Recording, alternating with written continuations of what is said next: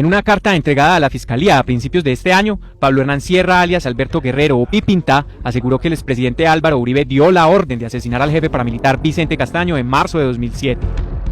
Porque Job fue el razonero. Job es el que le dice, con el que mandan la razón a don Berna, que si le mata a Vicente no lo extradita. Entonces don Vicente le da la orden a Rogelio, que es su hombre de confianza de la oficina. Y ya Rogelio contacta a HH y bueno, ya se dan otros eventos. Pero no entiendo, ¿quién dio la orden entonces de matar a Vicente? Pues Uribe. Porque es que Uribe le está diciendo a don Berna, mátenme a Vicente y no lo extradito. Porque es que para Uribe, él no daba crédito a que había sido un éxito la desmovilización de la autodefensa. Pero el fundador estaba vivo, ya estaba rearmado.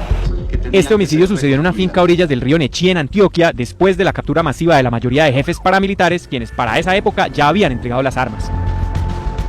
De acuerdo con Sierra, los pormenores del crimen implicaron la coordinación entre miembros de la llamada Oficina de Envigado, controlada por el jefe paramilitar Diego Fernando Murillo, alias Don Berna, y agentes del Estado, a través del prófugo excomisionado de paz de Uribe, Luis Carlos Restrepo. El comisionado de paz llegó con Sabas Pretel de la Vega, que era el ministro del Interior. No sé, no tengo memoria, pero me parece que era presidente delegatario. Porque Uribe creo que estaba en Estados Unidos, no estoy seguro, pero el que llegó pues sí fue el Sabas Pretel, que era ministro del Interior, llegó con el comisionado de paz Luis Carlos Restrepo, llegó Monseñor Vidal, y llegó Velázquez, que era César Mauricio Velázquez, que era del Círculo del Periodismo de Bogotá. Y resulta que para esa reunión estaba, como digo yo, la flor crema y nata de toda la autodefensa del país, toda la comandancia estábamos ahí, todos.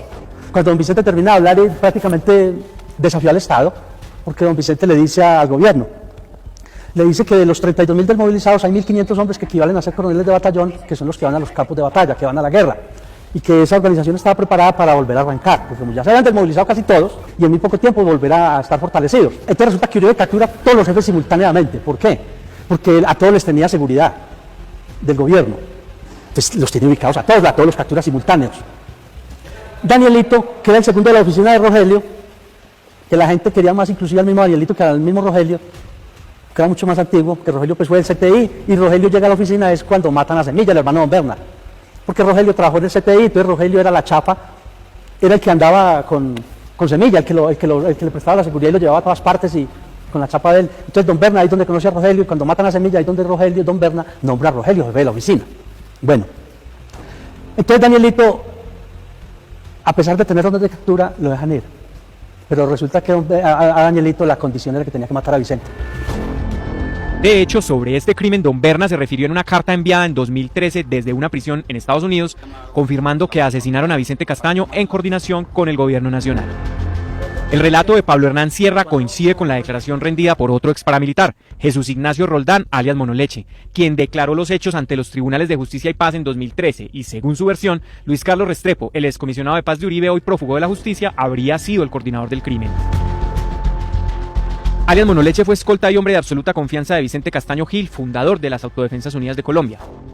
Salvatore Mancuso ratificó esta versión en noviembre de 2024 en entrevista exclusiva con Holman Morris para la televisión pública nacional. ¿Qué tiene que ver Luis Carlos Restrepo con la muerte de Vicente Castaño? Digamos que hay personas que son inspiradoras de crímenes.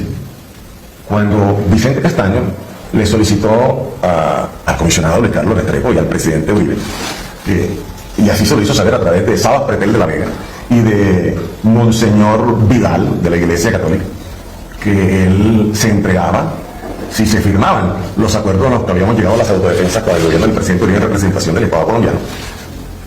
La que sucedió fue que asesinaron a Vicente Castaño, y quien estuvo detrás de esa muerte como instigador fue Luis Carlos Restrepo como representante del gobierno. Incluso, en otra entrevista posterior con la W, Mancuso reveló una carta de puño y letra de Byron Jiménez, alias Gordo Pepe, una escolta de Vicente Castaño que colaboró con el crimen. A mí me llega una carta de Gordo Pepe, que fue a quien le secuestraron y amarraron la familia para que entregara a Vicente Castaño. Y me dijo que él le amarraron a su señora, a sus hijos, a sus padres, a sus hijas, y a través de él llegaron donde otra persona, que era el único que podía ingresar en un carro hasta donde estaba Vicente Castaño, en una finca cerca de la Ciénaga de Ayapel. Allá entraron, y cuando Vicente vio que venían otros carros ingresando, le hizo unos tiros a quienes iban allí. Iban unos miembros de la TIFIN, otros miembros desmovilizados de autodefensa que estaban actuando por ese pedido del gobierno nacional que hace el comisionado Luis Carlos Restrepo, y es cuando Vicente muere. Dicen que él mismo se pegó un tiro en la cabeza en un baño cuando sintió ya que no tenía escapatoria. Pablo Hernán Sierra, alias Pipintá, dijo en esta entrevista exclusiva con Señal Investigativa que la orden del asesinato de Vicente Castaño se dio a raíz del papel que estaba desempeñando en el rearme paramilitar a través de un grupo que terminó convertido en lo que hoy se conoce como el Clan del Golfo. Es decir, su asesinato buscaba ocultar el fracaso del proceso de paz entre los paramilitares y Uribe.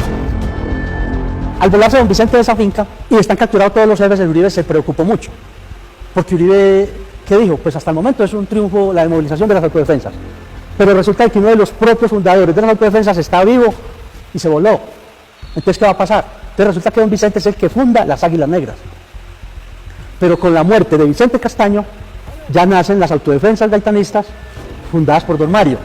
Que a don Mario son Leotoniel y esos otros jefes que le ponen la camiseta a don Mario, represéntenos usted. Y así es como nace la historia de las autodefensas gaitanistas. Yo le pido a la fiscal general que le abra un proceso al expresidente Uribe por esos hechos. ¿Por qué la fiscalía? Porque es que la Corte Suprema se lavó las manos con Uribe y le entregó todo a la Fiscalía General. Entonces es la Fiscalía General la que tiene que abrir todos estos procesos que yo he venido anunciando para que se investiguen a ver si es verdad o es mentira lo que yo estoy diciendo. Y don Berna pues debe declarar, él como gestor de paz, que los gestores de paz me imagino que tienen que estar comprometidos con la verdad, pues es el momento histórico de que, y ahorita que se le está llevando este juicio al expresidente Uribe públicamente, pues también don Berna públicamente cuente de estos hechos, si esto fue verdad o fue mentiras, o se va a echar para atrás, o qué es lo que va a pasar. Pablo Hernán Sierra aseguró también que entre 2007 y 2008, mientras los jefes paramilitares estaban recluidos en diferentes cárceles del país, varios de ellos se prestaron para espiar y construir montajes en contra de la Corte Suprema de Justicia por orden de funcionarios de alto nivel del entonces presidente Álvaro Uribe. Esto lo confirmó alias Don Berna en declaraciones desde una cárcel de Estados Unidos, donde aseguró que tuvo comunicaciones constantes con varios funcionarios de ese gobierno. En una carta entregada a la Fiscalía a principios